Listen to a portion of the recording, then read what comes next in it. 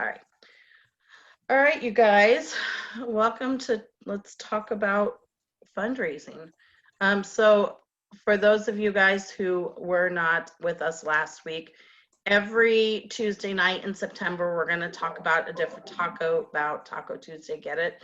A different subject. And I know it's pretty cheesy, but hey, we're gonna go with it. And give me one sec here.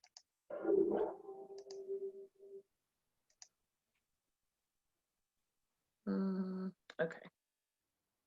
All right.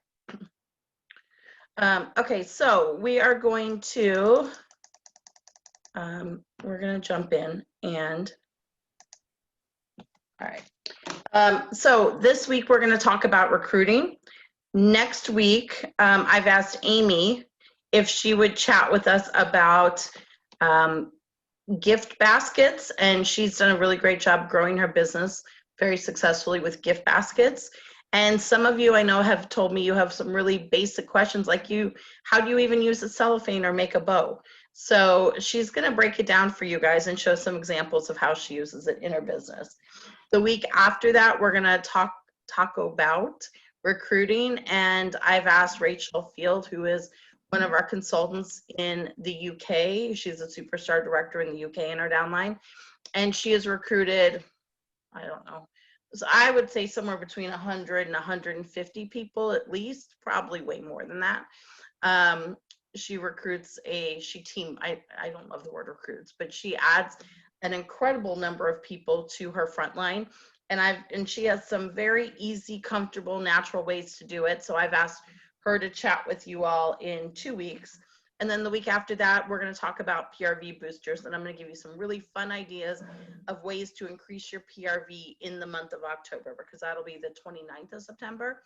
And some really fun, different, easy ways that you can do that. So that's what we're going to do. And then if you guys like this, then we'll keep going into October. So, but let me give you a couple updates. I wanted to give you our top 5 in sales. Myra is over 6,200 PRV this month, so she is in the top place. I'm holding down second. I'm about 1,000 behind her. Amy Durnan is in third. Megan and Alex Anderson are holding down 4th place, and Brittany, I'm going to butcher this, I think Lahachi, is in 5th place. To get into our top 10 right now, you need to be over $3,159 in PRV to be in our top 10 right now. And then you guys are really on fire with recruiting as well.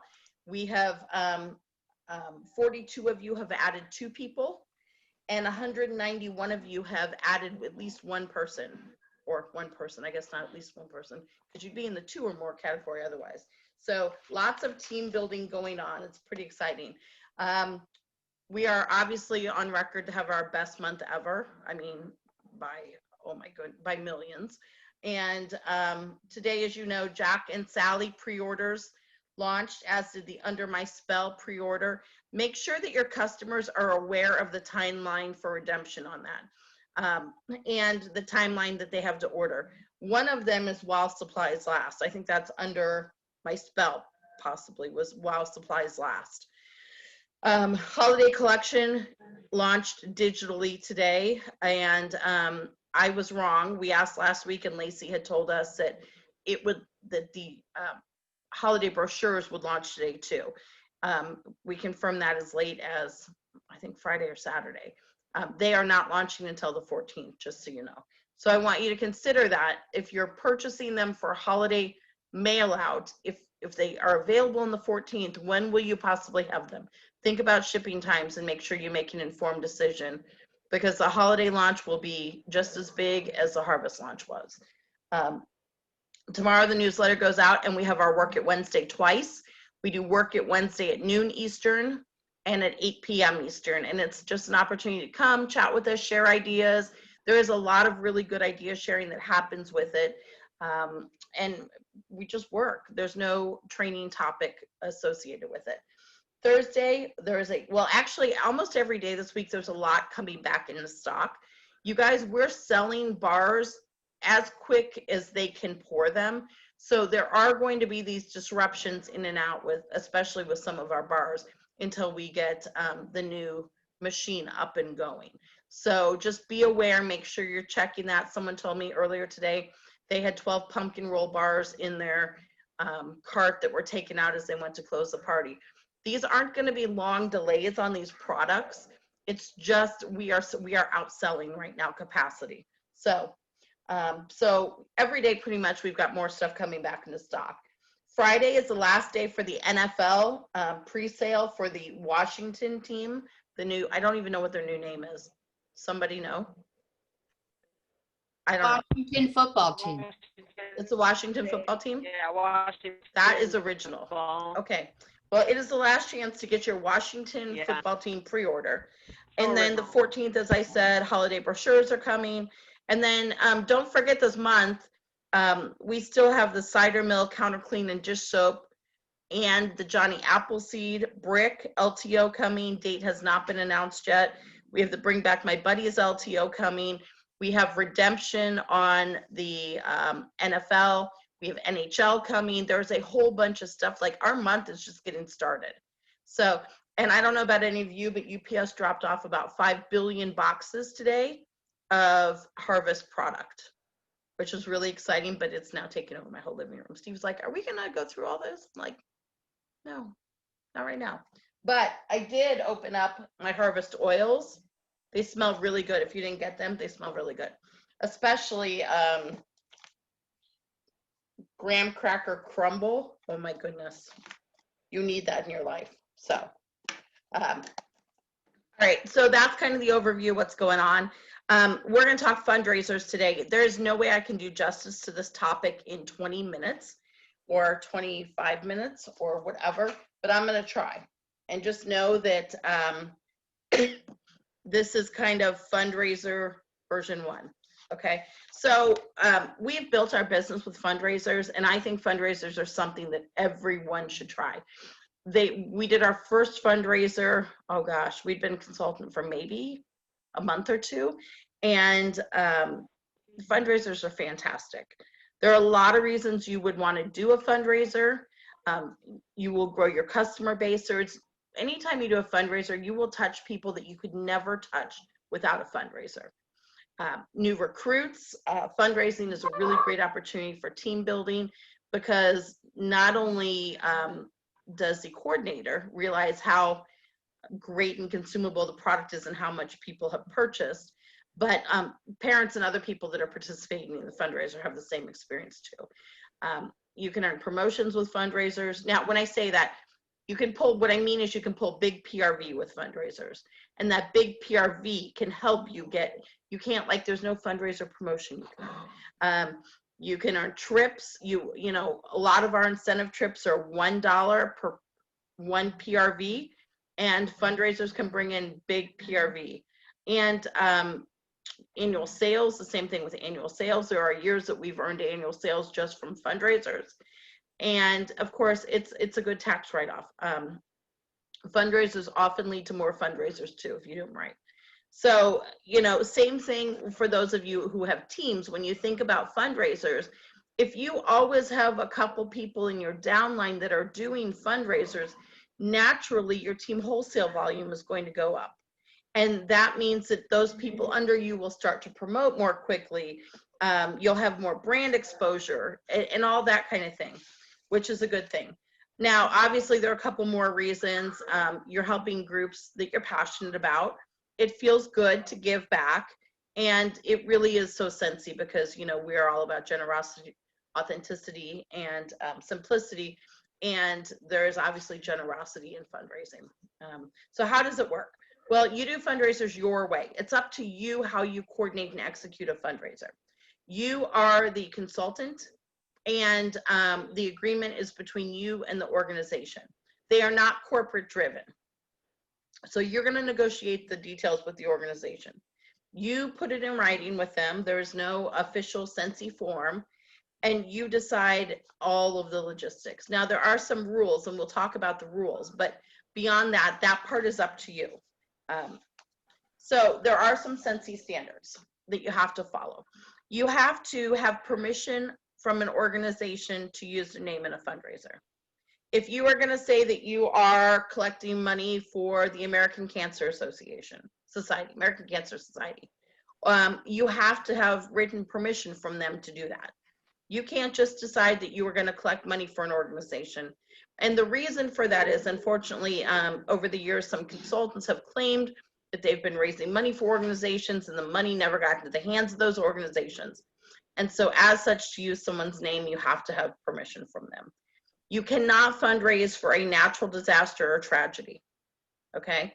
And for one thing, it's in poor taste sometimes. Number two, often that doesn't get into the hands again of those that it should. And how do they define that? So if it's made national news, that is considered a natural disaster or tragedy. You can, with permission of corporate, do it. Like if it's something that has affected you personally, you can reach out to corporate and say, I'd like permission to do a fundraiser for XYZ, okay? You have to have the details in writing of the fundraiser, and normal timelines apply. Like you can't keep a fundraiser open for 2 months. And you have to be ethical, obviously. So let's set the table. How do you get fundraisers? How have we successfully gotten fundraisers? Well, fundraiser is an everyday word for us in our business. It's something that all of our customers know we do. It's kind of my niche, and so it's what we talk about. When I talk about, hold on, let me let the dog, hey Steve, the dog is in here and the dog wants out. So hold on. There you go.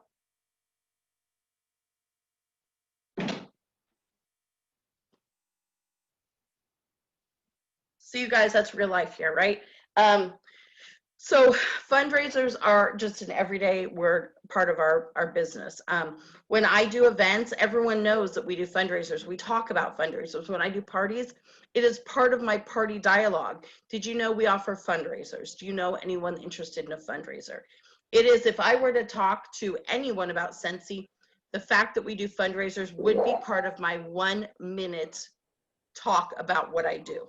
And you sell, or you are successful with what you share, right? Some people say, I do fantastic Facebook parties. We talk about fundraisers. That's what we do. Fundraisers will not make you rich up front, okay? You are giving back part or all of your commission. But the contacts and the long-term customers that you will get from a fundraiser, you could probably never put your hands on otherwise. And we sell consumable products, and they will come back to you. There is an upfront cost in time and supplies, so you want to make sure that you really weigh that in. Fundraisers are great for repeat customers. Like I said, they're great for repeat fundraisers. Pretty much every fundraiser I do comes back to me year after year. Fundraisers don't have to be in the same area, and remember, they can make a huge difference in your PRV. The one thing you do also want to consider, fundraisers were much easier before we had a bunch of licensed products. With Disney products and that kind of thing, there is a little bit of PRV differential. Okay, so you have to consider that you're telling them you're going to pay them, 20% or 25% or whatever percent you're going to give them on the PRV. Okay, so what are your options? So you can do a full catalog fundraiser, and that's typically what we do. You can also do a single product fundraiser, such as a Scent Circle fundraiser, or a car bar fundraiser, or a Buddy Clip fundraiser. Different groups like different kinds of fundraisers. We have always done full catalog fundraisers, and we do them because we want our customers or the participants to have the widest variety of products to choose from. Heather Gorsuch does really successful Scent Circle fundraisers. She can sell 8,000 in a Scent Circle fundraiser to the right group. Okay, but I want, if someone comes to my door and they're selling Scent Circles, I know I maybe would buy a 6-pack, but if they brought me a full catalog, I might buy that $150 diffuser. Or gosh, I need some wax, I'm going to buy 3 6-packs of wax. Or that's a really, there are many more price points that can be purchased from if you do a full catalog fundraiser. You can also do like a hug and a mug fundraiser. You can do a dinner or gala fundraiser where you set up a booth at an event. Obviously, that's going to look a little different right now. So, but where, you know, your information's on the tables and you're giving a percentage back from purchases. You could do a monthly breakfast cause fundraiser. So, for example, in the community that I lived in Texas, our neighborhood would get together. We would have brunch once a month. It was usually a Friday morning, and there would be a different cause they would support every month. Well, I would be happy to do a Scentsy fundraiser for that. Okay, you're gonna come, you're gonna order, you're gonna get your monthly wax, and in turn, I'm going to donate a percentage of my commission or all my commission to the fundraiser. So just think there's lots of different ways you can do it. How much can a group really sell? Well, I've got just a few examples here that I pulled from a fundraiser training that I did a couple years ago. So, and I'll just give you some to show you. I'm trying to show you that size doesn't matter, at least not for fundraisers. Okay, so you can have big results from a small fundraiser, or you can have a big fundraiser that doesn't have big results. So I did a collegiate cheer squad. It was actually the Pepperdine cheer squad. We had 14 participants and they did $4,200 in sales. I do pretty much every year an elementary school student council, 32 kids. That might be my mom that just joined. 32 kids, about 24 of them participate. Last year was much lower, but typically they do anywhere between $4,500 and $8,400, 24 kids participating. We do a 6th grade in Northern California, 3 classes, 80 to 100 students usually participate, and they've done between 6,000 and 18,000 in sales. The 3rd grade class with 150 students did 3,000 in sales. A high school robotics team with 12 students participated. They did 4,100 in sales. A preschool with 24 families did 3,000 in sales. Girl Scout troop with 9 participants did 2,100. And a high school church mission group with 6 students did 2,900 in sales. Okay, so you can see size doesn't necessarily matter. What matters is how you execute the fundraiser. Small sellers can do big things, and with our fundraisers, we typically have participants that sell over $700 and $800 each. Not everyone, don't get me wrong, but some. In fact, I always say, especially with my student council fundraiser, there's always one kid, one 4th grader that sells $700 or $800, and and they usually are the ones that actually did the work. It's not just mom took it to work with them, right? And they really take it seriously. And it's always eye-opening to me that you can give a child fundraiser materials and 2 weeks to bring in money for something that they're passionate about, and they can sell 700 or 800. But yet we have consultants who struggle to sell 200 one out of every 4 months. And I think it really comes down to the child mentality. The child is not afraid to go out there and talk to people. The child just shares because it's what they're supposed to do. And the kids get really excited about this. Some of them will, if I do little mini testers, they'll even take them and they'll make a list of what they smell like and all sorts of things. So why are some fundraisers successful and some fail? And if you don't take anything else away from today, I want you to really hear me on this, okay? Over the years, I've heard many people say, I haven't had a successful fundraiser. Or people have said, oh my gosh, I'm so excited. I know this is going to be a $50,000 fundraiser. And then they're disappointed. It's $400. So let me tell you where the problem is. You have to connect and sell with those that support, believe in, and benefit from the organization. This is the whole key to fundraising. You have to connect and sell to those who support, believe in, and benefit from the organization. Now, student council fundraiser or PTO fundraiser or kids soccer program or kids theater group, whatever, something like that, that's easy. Those kids are each, responsible for taking a packet of information or connecting with their friends and family on social media. So they are directly they directly benefit from the organization. They're part of the organization. Their families support them doing it. That's a no-brainer as far as you are making that connection immediately. Where we get hung up is when someone says, and someone, a cricketer, someone posted today actually and said, this is perfect timing. I'm going to start a fundraiser for someone who has, I think it was breast cancer, I don't remember. Or I'm going to do, let me give you another one. I'm going to do a fundraiser for pediatric children's hospital or whatever. I'm going to do it for a rescue an animal rescue that I'm passionate about. So that is fantastic, and you can have success with those fundraisers. However, you have to get the product into the hands and get your purchasers to be the people that are impacted, passionate, support, and believe in that cause. You will not personally have a successful fundraiser if you are trying to market a fundraiser for someone else who's ill, for example. Their friends and family are the people that support them. And so you have to be able to touch those people with the fundraiser for it to be successful. If you're doing a pediatric hospital, or Ronald McDonald House, let's say, there are tons of people that are passionate about the Ronald McDonald Foundation. If you are doing a fundraiser and you're going to donate back to your local Ronald McDonald House, you have to connect with the people that are passionate about that local Ronald McDonald House. And the Ronald McDonald House has to help you to do that for you to be successful. You can throw it out on your Facebook page that you're doing something great and you have their permission and you're going to raise money for them.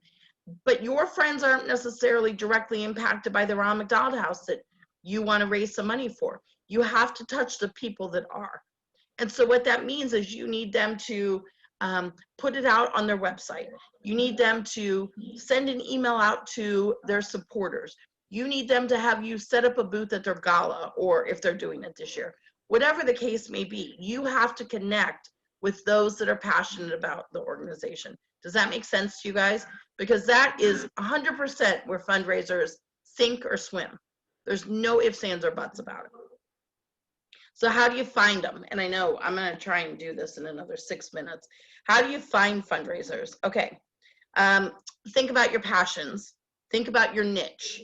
Think about groups you understand, your friends and family, your community, other fundraisers that are out there that you know of, social media, and make sure you're always talking fundraisers. So I want to give you an example, what I mean by your passions. Things that you're passionate about, obviously. If you volunteer at an animal shelter, maybe you're passionate about that. That would be great. If you are, if your kids are really involved in dance or gymnastics, and in some parts of the country right now, all of that is back to normal and going on. It is not where I live, but it is in some areas back to normal and going on. Okay. If you're really, maybe you're a homeschooling mom and you're part of a homeschooling co-op, and there's a need to raise some money. Maybe your kids are in school, in traditional school, and I can tell you all the school districts have an added need for funding this year.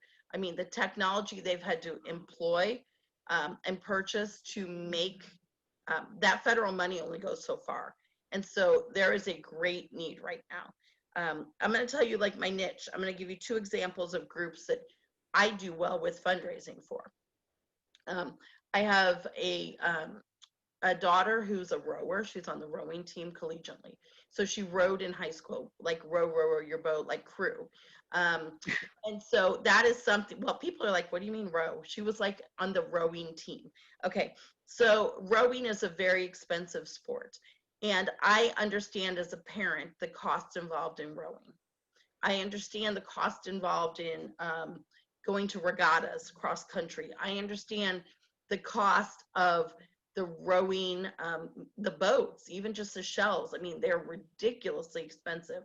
I understand those costs. And so that is a great niche for me. There are rowing teams all over the country, and they all have the same needs.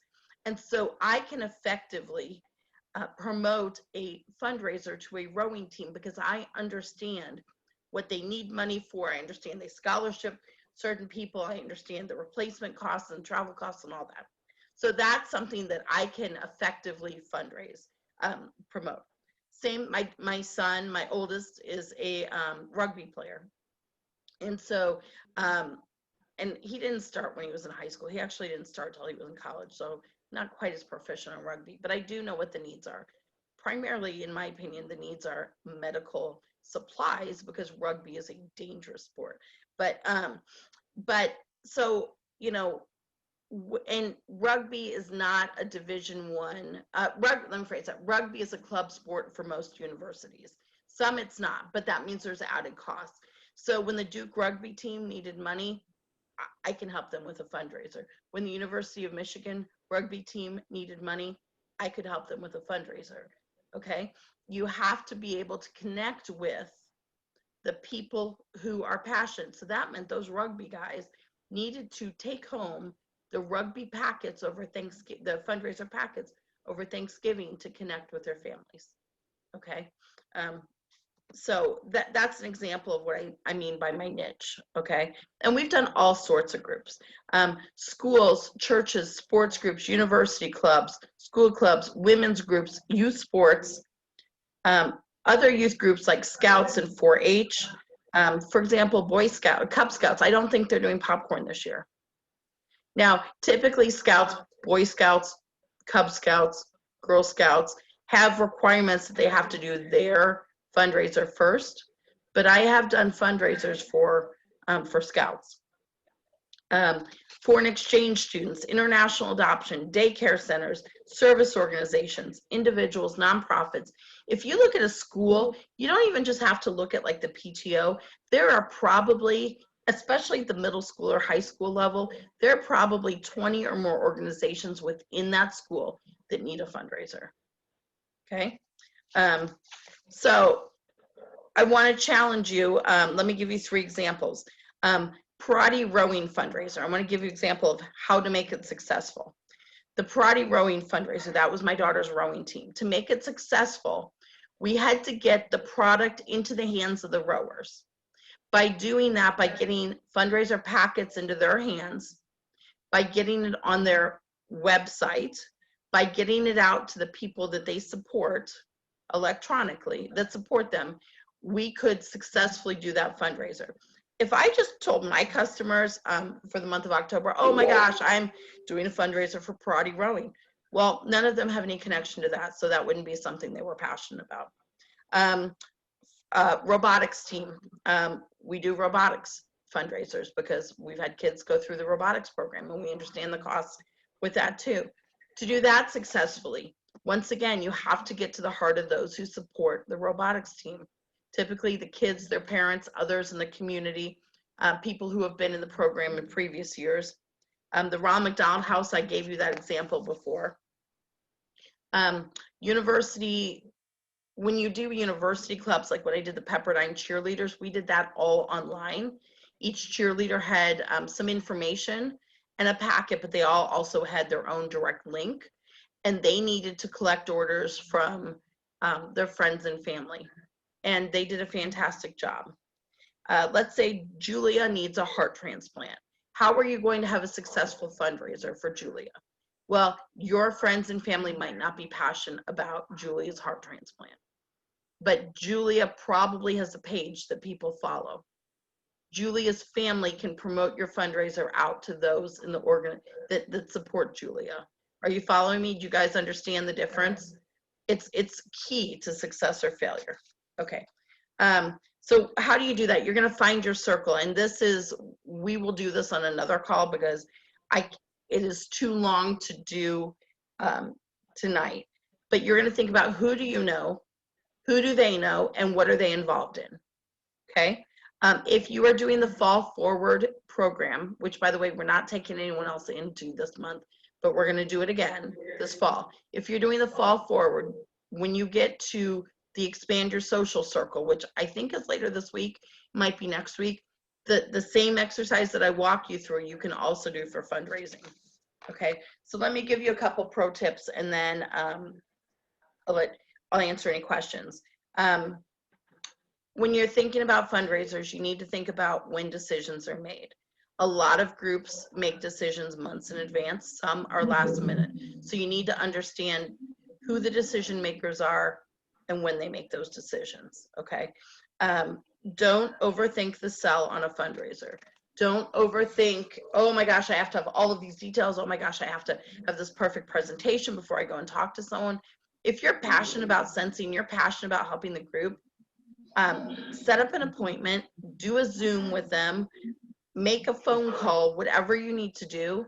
And, but you need to connect with the person who makes those fundraiser decisions.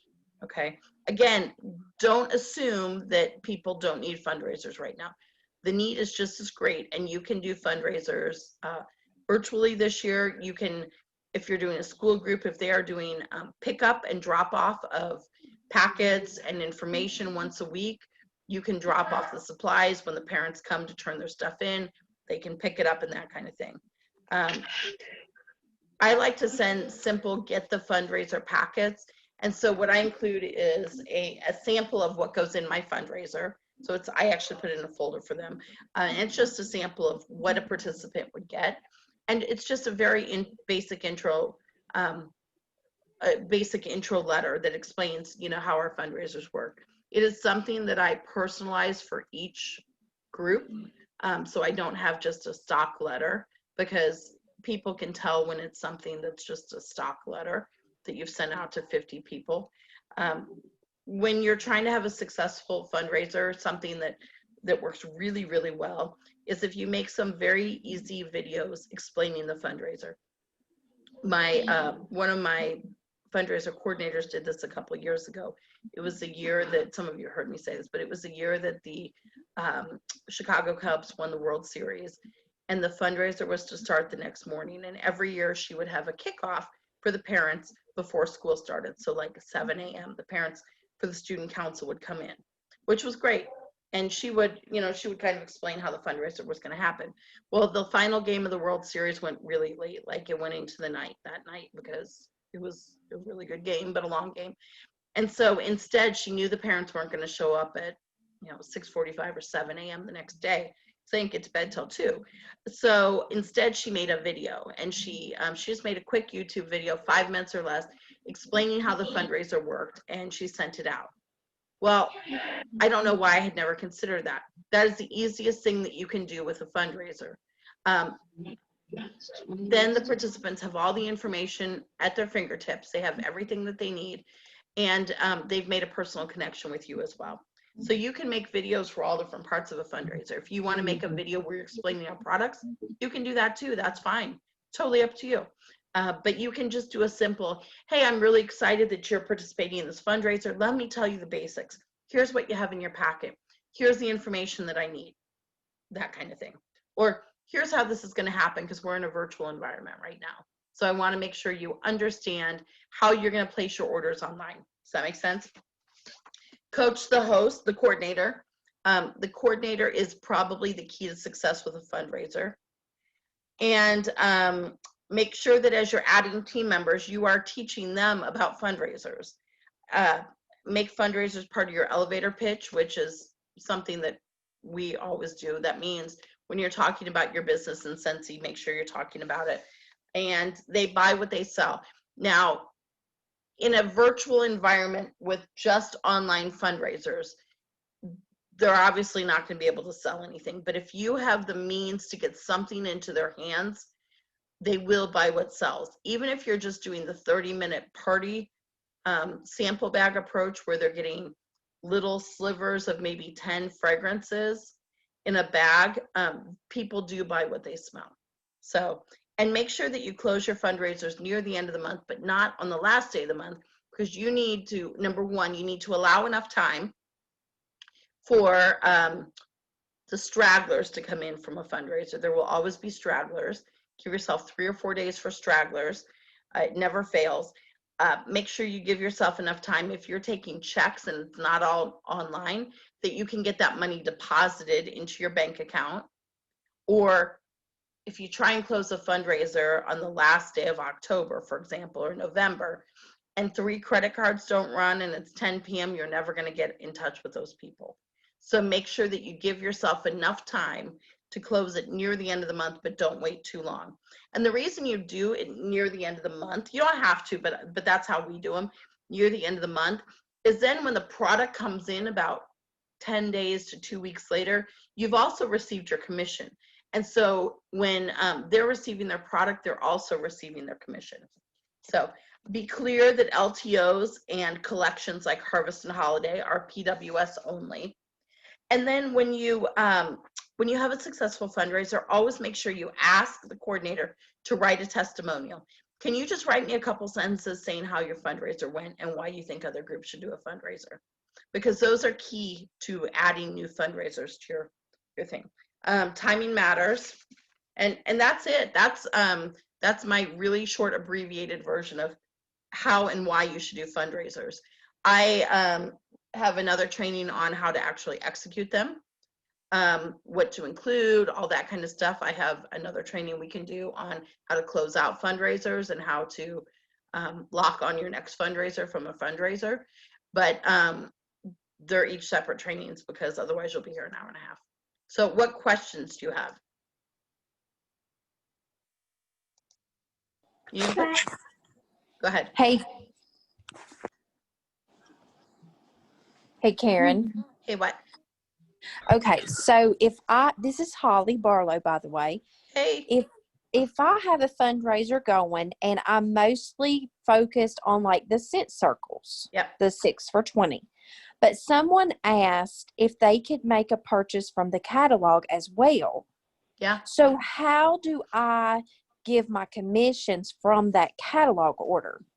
So I would set up a party in your workstation and name it the fundraiser, because you're going to have to put those cent circles in anyways, right?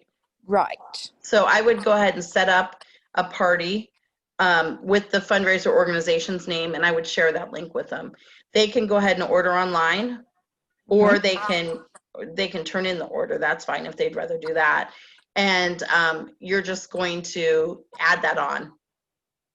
Okay. Add on that commission. Is it like a 25% of that? It's up to you. It's up to you. Okay. There's no standard rule. It's not a corporate decision. It's up to you. So I would maybe go back to the organizer and say, I can give you 20% or 25% or whatever you want to, I've got some requests for traditional Scentsy orders and I want to make sure you guys benefit. And then I would, because you can't upcharge on those, Right. So yeah, I would just, and the reality is you're probably going to be able to use your host rewards to pay for some of that if they turn it into you. And, right. So, but it's up to you how much you want to give them. Okay. Thank you. You're welcome. Who else has a question? Yeah. Speaking of the host rewards, what do you do with your half price items? So I actually typically, now there's a couple exceptions to this, but I typically, for a fundraiser that's not on, okay, let me back up. I always include an online option for all of my fundraisers, but I like to get the actual packets into the hands of the people who are supporting the organization or who are impacted by the organization. So for example, I'm just, for the sake of making it easy, we're just going to use youth examples. So for example, a youth band, high school band. So I'm going to get a packet into the hands of each band member. Okay. So when they turn those all in, I'm actually 9 times out of 10 going to use the host rewards to pay for some of those orders. I'm going to pay them on the entire, on all the PRV. I'm going to add up all the PRV and I'm going to pay them based on that. But if I can break, say that, let's just try and make the math easy on it. Let's say it's a $5,000 fundraiser. Okay. And so let's say I'm going to put those in as 10 $500 parties. It's not going to really end up being 10 $500 parties in the end, but that's what my goal would be up front. Okay. And so for each of those $500 parties, I'm going to have $75 in free product, and I'm going to have 4 half price items. So I can use, because I have all these orders in my hands that the kids have turned in to me. Okay. I can use that free and that half price to pay for some of the fundraiser, which is going to put a little bit of more money back in my pocket to cover my supplies and anything that I'm incenting the group with or for prizes. I've never taken a loss on a fundraiser. And I mean, I would hesitate to tell you this because I don't necessarily, I make a little bit more. I make 9% off of my team wholesale volume, right? And I always make 30% because I'm always over 2,000. But I can give up to 40% back for a fundraiser, and I'm not recommending you do that. But I could do that and not take a loss still by combining orders, okay? But I don't ever want anyone to bury yourself. And with a group that you don't know the logistics or dynamics of, don't ever commit more than your commission to, okay? But I can take, so if I had 10 parties, that would be 750 in free, and that would be 40 half price items that I would have had that I could have used to enter some of the orders in. Does that make sense? Yeah. How about if they're doing it online? Karen, though? I have a question for a minute. Wait, hold on one sec, Kitty.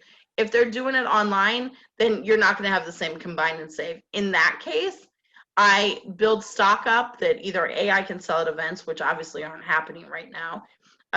B, I can use to spoil my hostesses, my VIP customers, that I can use for demo product, that I can use for things like this display back here, all that kind of thing. Okay. Or that you can use for personal use. There's no reason you can't use that product for personal use.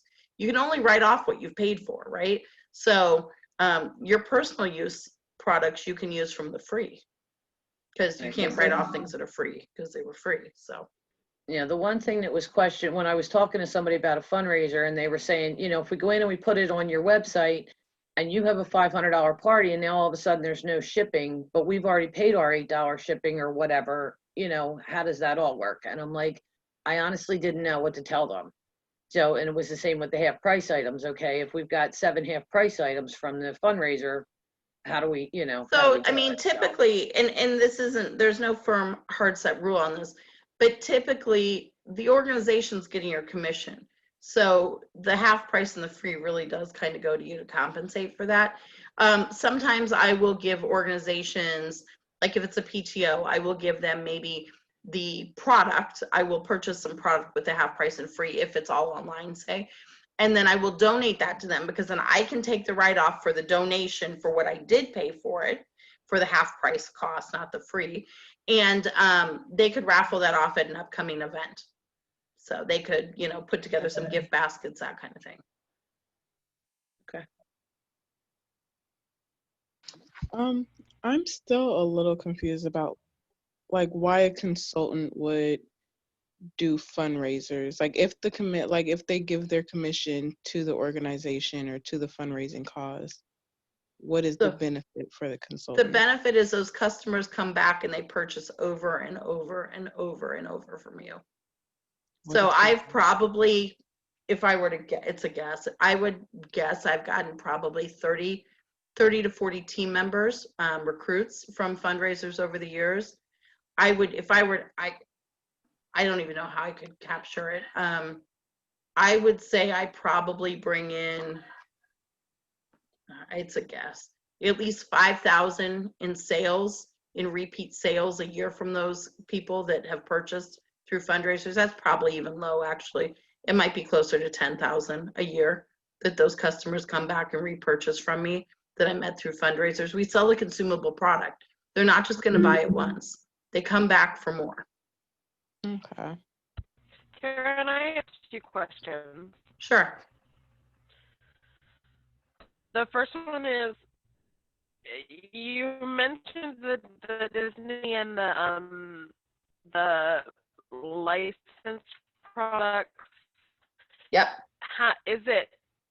Would it be better to offer a fundraiser, do you think, without licensed merchandise? You kind of broke up. Would it be better to what? Would it be better to offer a fundraiser without the licensed merchandise?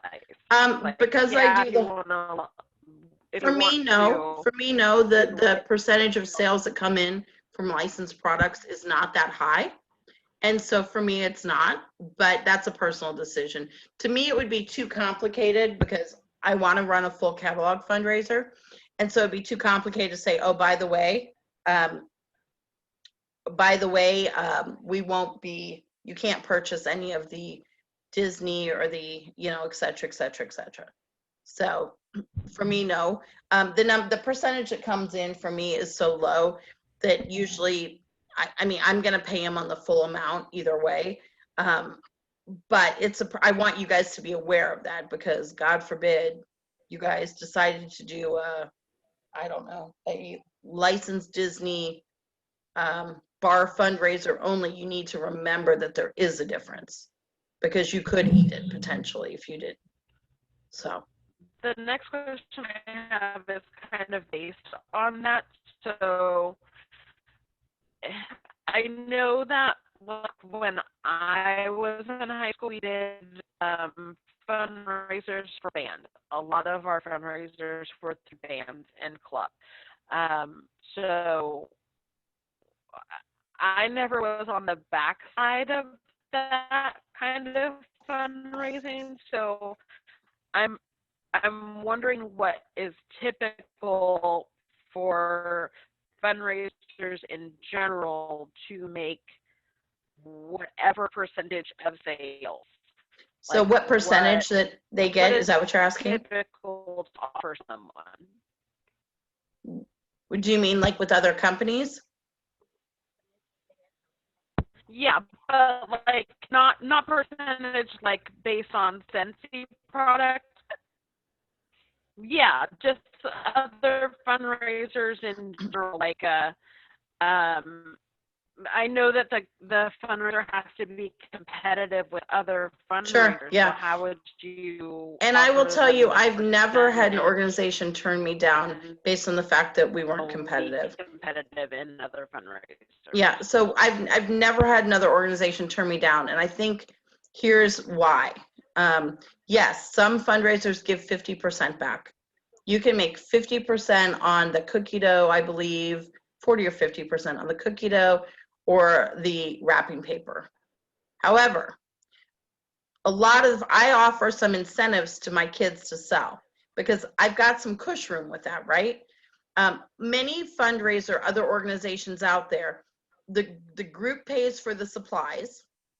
I've never charged a group for the supplies. I make enough to cover that. A lot of other companies, the organization pays for the giveaways, whether that be sell 10 items and you get a bouncy ball or whatever. The group pays for that, and a lot of companies, the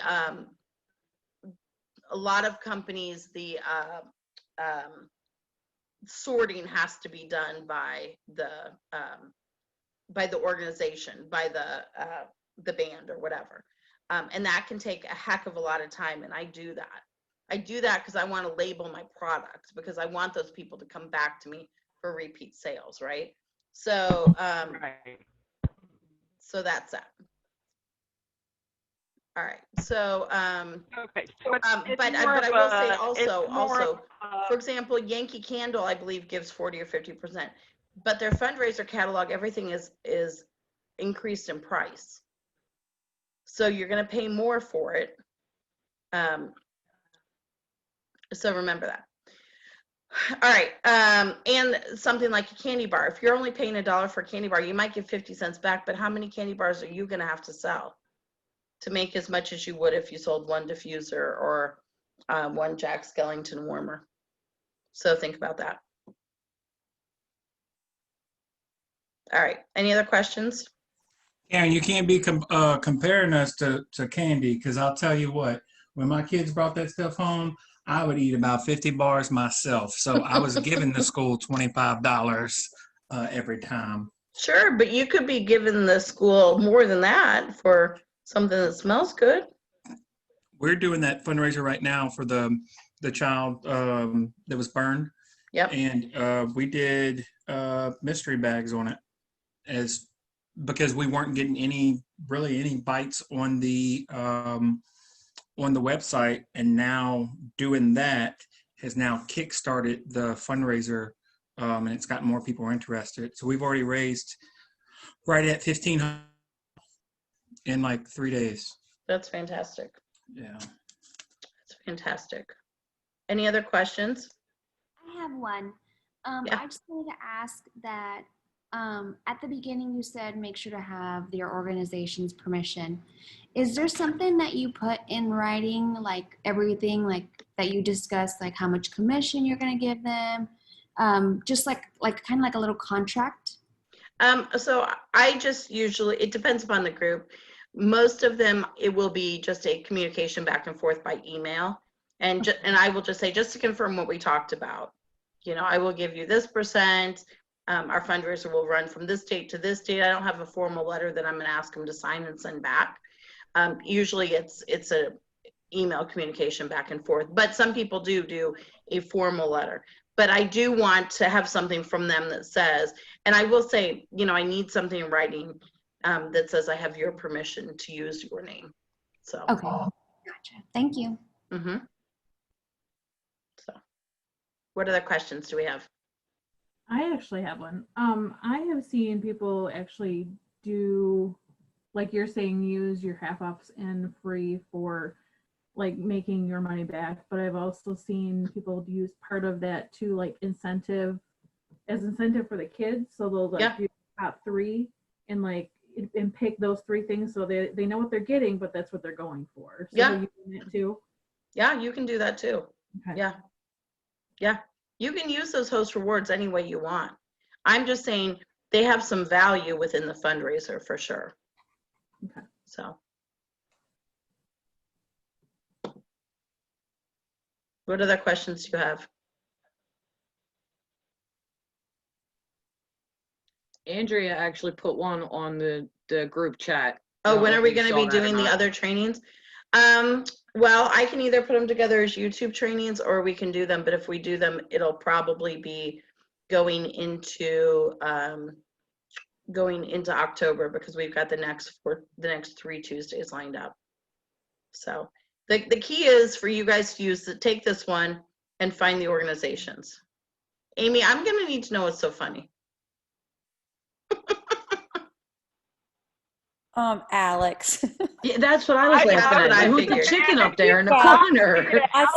I saw Alex eating. I said, "What are you eating? It looks good." And he picked up the chicken and was like, Yeah.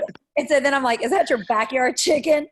Then he picks up a Princess sippy cup and starts doing this with his pinkies out, and he's, you know, providing entertainment. I'm sorry, I got the giggles. Oh, you're fine. I figured it was Alex. And then he's talking about the candy bars. Wait a minute, you're wolfing down chicken over here talking about candy bars. That's what I just had to know. I figured it was the delinquent, but I just had to know. Well, that's the fact that you get a bouncy ball when you sell, you know, $45,000 worth of stuff, and you get a bouncy ball from the fundraiser. I know. You've all seen those fundraisers. Are like laughing. They're like, "Wow, you sold 195 items. We're gonna give you a paperclip." And the kids get excited about it. That's the sad part. They're like, "Mom, I need to sell 192 more items to get my pink paperclip." Hey, my son does that all the time. If you offer him a bouncy ball for 1,000 orders, he will do it. Yep, absolutely. My kids were the same way when we had book fairs at school. I'm like, okay, here's $20, go buy a book. And they come back with like 6-foot-long back scratchers and pencils and crap. I'm like, what happened to the book? Oh, I didn't have enough money after I bought all this crap. I'm like, really? Mm-hmm. Yep. Any other questions? I want you guys to take this information and I want to challenge you to find, I want 5 fundraisers, you guys. Find 5 fundraisers. That means you're going to have to talk to more than 5 groups, though. Don't make that face, Stephanie, like I just, you know, challenged you to do something crazy. See, you guys will wish that this was like old school where we're like go-to webinar. You couldn't see people's faces, right? But I think you can do it. Our fundraisers are what are going to end up getting us to Disney. Yeah. I mean, with the fundraisers that we do, that's probably half of our incentive points of what we're trying to do. And it gets us a trip to Disney, so it is a kickback, but at the same time, you're giving to people, and it's a good thing. Yeah, it is a good thing. It's a really good thing. I feel like it's a little difficult to find the fundraisers, especially not having kids in school or anything like that. Like, Okay, well, I'm gonna challenge you then. And you guys, we are done with content. This is just Q&A. So if you need to jump off, jump off. Okay. Do you see this little circle here? yes. Okay. So I want you to draw a circle on a piece of paper and put you in the middle. I want you to do it right now, Vicki.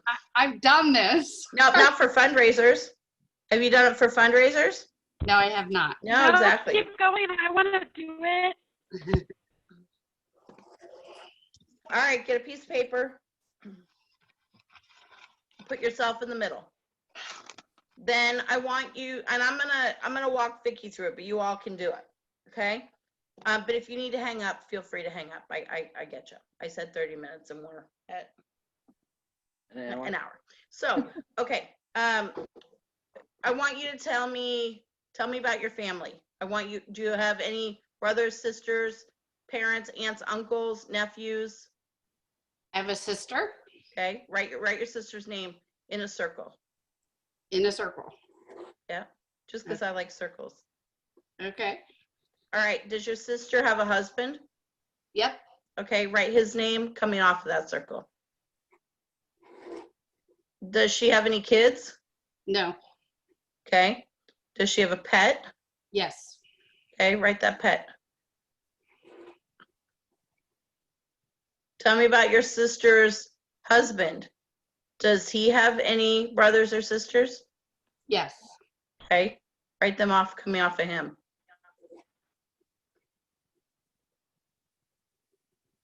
Do you have any aunts, uncles, parents, anyone else in your family?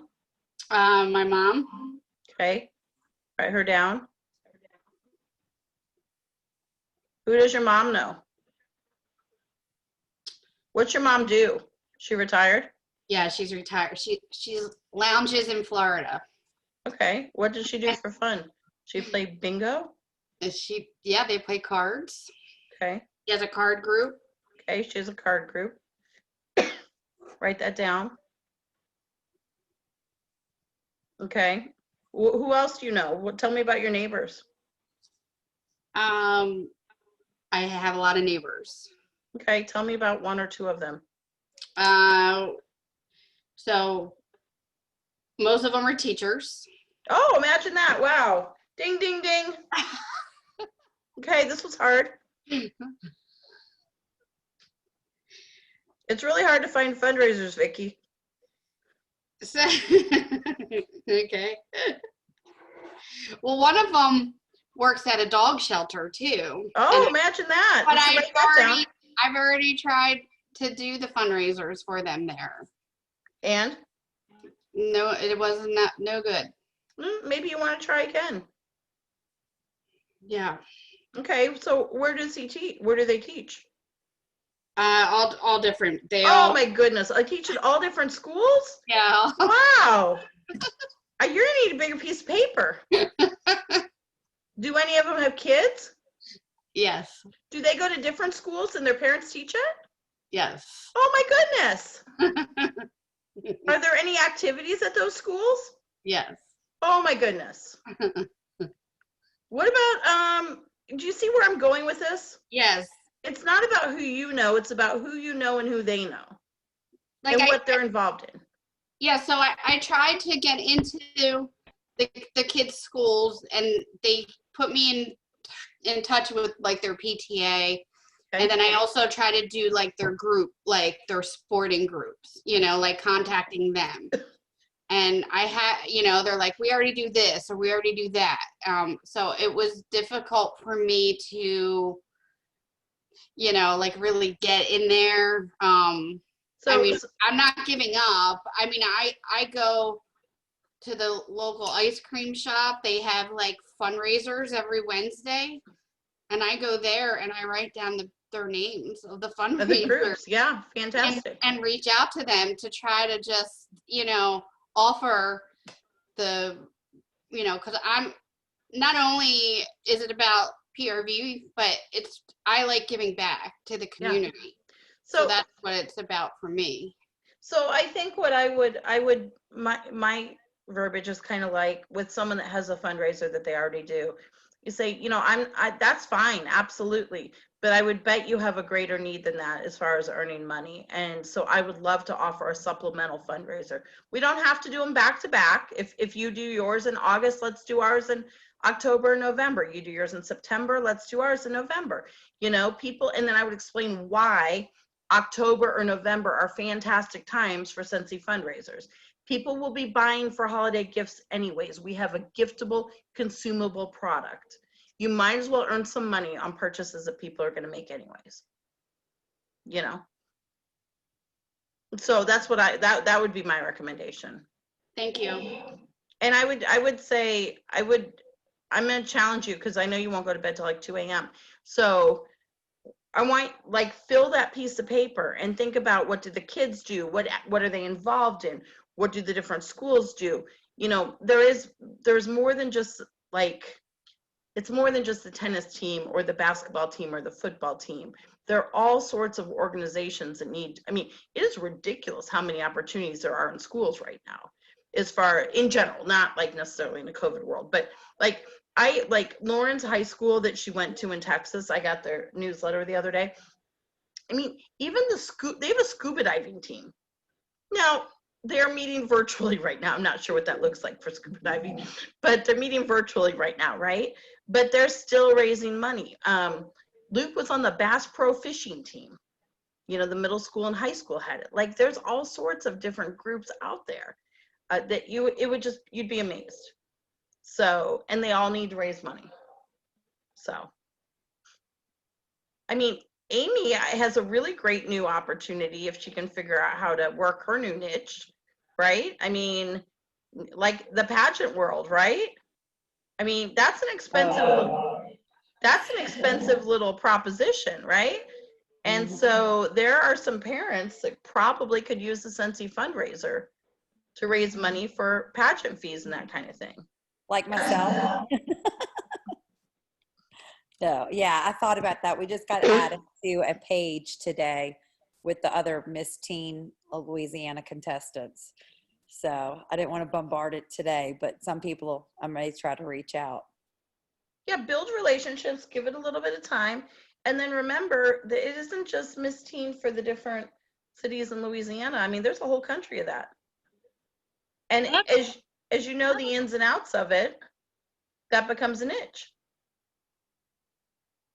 I have a question for you guys. I don't know if this was popped up earlier, but I had went in front of a PTA and presented for fundraising for an elementary school right here in the community. And at first it seemed like they were ready to go, but then they pulled back because they're worried about the children going door to door. They're worried about having to deliver.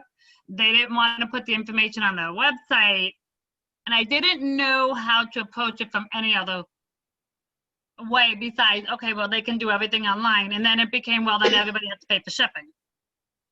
So the shipping isn't a big deal because a lot of fundraisers, there are shipping costs. Now, not the $1 candy bar, but the cookie dough or which really you probably wouldn't order cookie dough to be delivered, but you can order the candy, you can order the wrapping paper. As a parent, I can go in and I can place that order and I'm going to pay shipping if I don't want to pick it up at the school. And that's, if you're supporting your niece or whatever, it's not a huge big deal to pay that shipping because, you know, when she called and asked you to do that, Aunt Amanda, will you place an order, please? I need to sell 45 more rolls of wrapping paper so I can get a bouncy ball, right? Sure, I would love to, honey, right? So consider that. But we don't encourage them to go door to door. Like, we encourage them to share with those they know. I do not want a little fourth grader or second grader going knocking on some stranger's door. But you know, our social networks are so social right now that, you know, it's not a problem to collect those orders.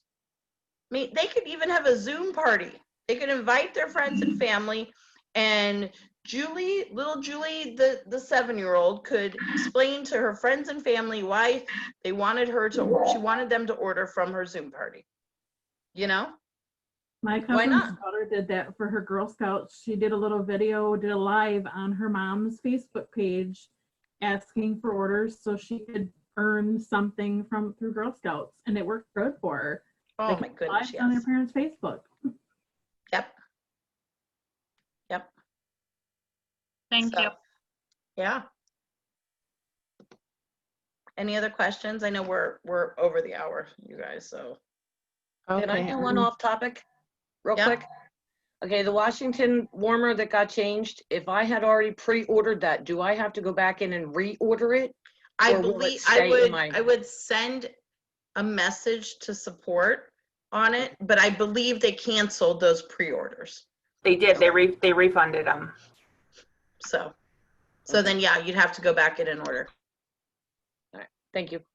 You're welcome. Any other questions?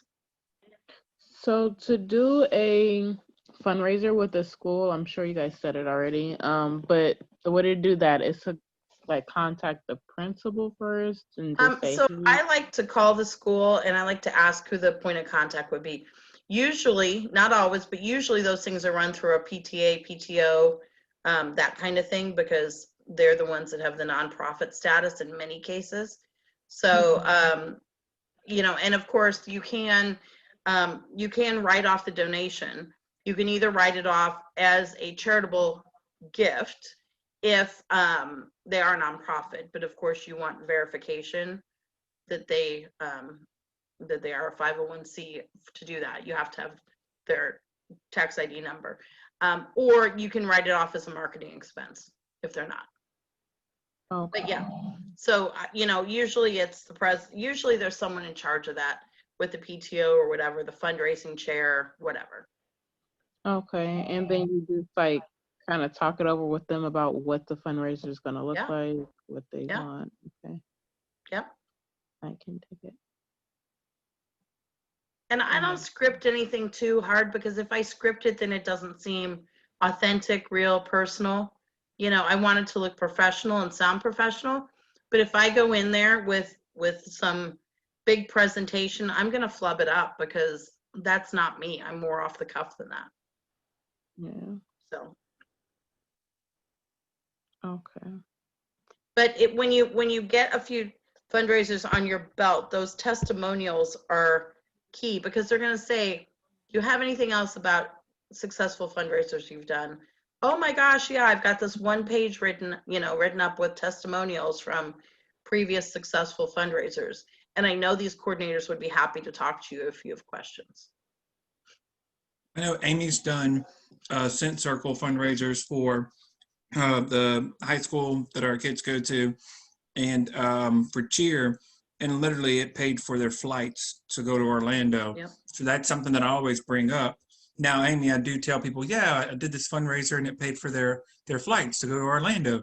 But I know that was one of the things that for us, it was like, that's pretty dang awesome. Like, people sold that many, and it was easy. So we did it for baseball, Scent Circles for baseball, and my son sold, I think it was like 57 packs by himself in the neighborhood. So they're really not hard to do.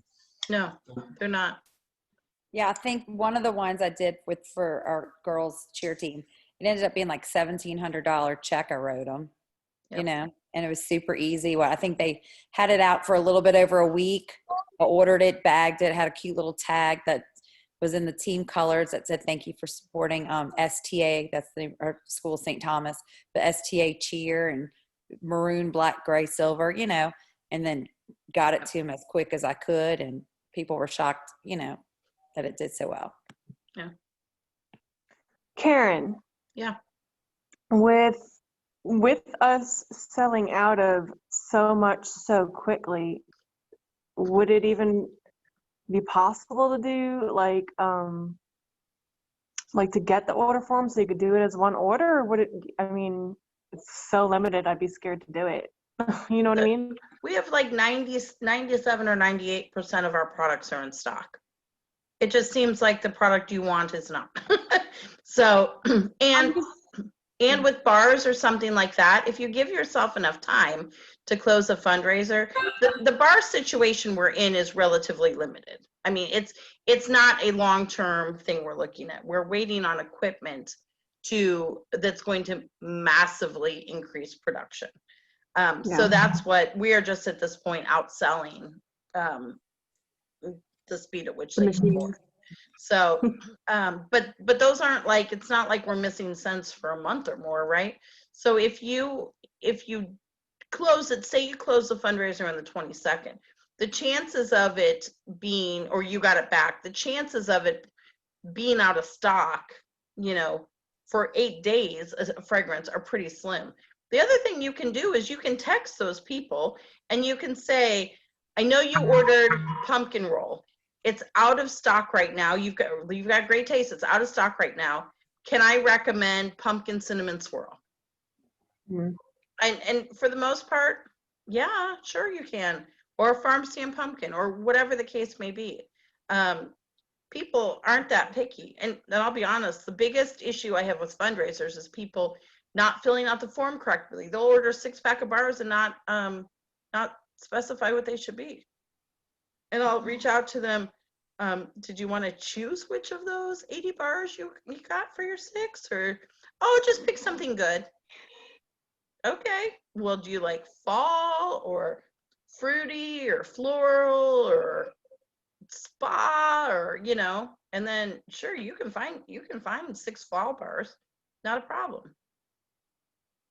You know? Karen, my daughter was in grammar school and I did her spirit wear. Yep. And the woman turned in $150 order for sweatshirts, sweatpants, and jackets and didn't bother telling me what she wanted. She just gave me the check. She sent me a check for $150. And when I called her on it, she's like, well, what do you mean I have to pick what I want? So, well, if you want a t-shirt, she says, well, yeah, I want a t-shirt. Could you tell me what size? Maybe what color? Something. I swear, I thought she was high. I swear. I'm like, I feel like an idiot having to call her and ask her for her order. People are, yeah. Karen, when someone has when it's a non-profit organization or not, yeah, does that doesn't really apply? Like, does it? Like, if it's being used for the nonprofit, then you can do that. But if it's not, like if people are just buying from it, you don't. So your donation to the organization, if they're a nonprofit, your donation to them is a tax deduction. You are writing a check, making a donation to them, which is a tax write-off. You would put that under donations on your taxes. If they're not, it would be a marketing expense. It would be an advertising expense. Okay.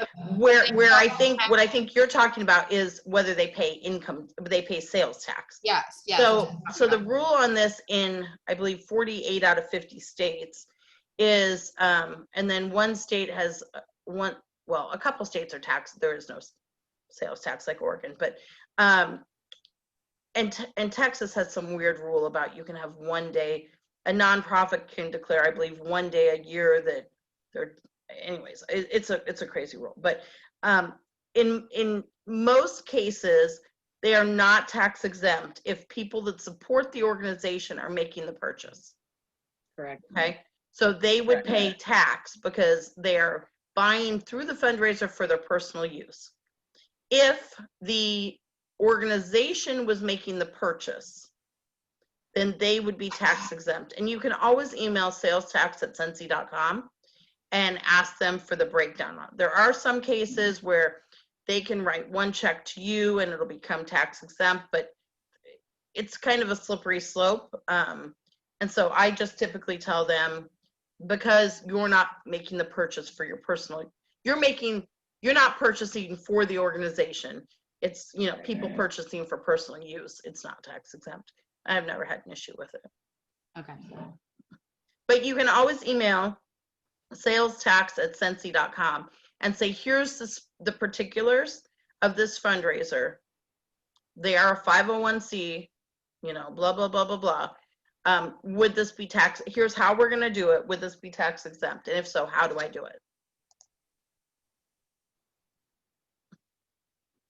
And you said you're going to make another like training video or something like that, where you'll give like a breakdown of like what you kind of say, what you put in your fundraising package. Yep. But you guys have to lock on the fundraisers first before you need that. So yes, we will do that. We can add another day. We can do a Thursday at some point because Mondays and Wednesdays are pretty tied up. And we have our next 3 Tuesdays booked. We can do a Thursday if you want to do that sooner, or we can add that to the schedule for the beginning of October. That gives you enough time to lock on your fundraisers. Can I just add something real quick? Yeah. I just, one of the things I've noticed over the years is my team is very intimidated by fundraisers. And I always explain to them that you're overthinking it. It's really just a party. It's just a party that you're donating your commission to. So you don't want to get hung up on what's in the packet or anything like that. It's just like you would for a basket party or a home party. Get things in their hands, get things under their nose, make sure they have the link, and it's just a party with a bunch of little hosts going out there into the world to sell the products. So it's just, if you overthink it, that's when it becomes too big. And then you don't make that step to just say, hey, have you ever considered doing a Scentsy fundraiser? This is how I can help you. And boom, just leave it at that. The more you overcomplicate it, just think to yourself, I'm just having a Scentsy party with them, and I'm going to give them my commission, whatever that amount is. And that's like, I find that you overthink it a lot. Well, and along with that, less is more as far as material and information. I know if my kids bring home a packet for a fundraiser that has 15 things in it, I'm going to pull out the catalog and I'm going to go through the catalog. I'm going to find something to order. I might look if there's a piece of paper that has the deadline on there in big bold letters. I might look at that, but I'm not going to whip through every piece of paper in that packet as a rule. So less is more. For sure. And I'm happy to share, we haven't updated our documents for the year yet, but I'm happy to share our fundraiser documents when they're done. That doesn't mean they're perfect or right, or everyone needs to just use what works for you. There's a billion examples out there in the Scentsy world. There's even, I think there's a Scentsy fundraising group. So any other questions?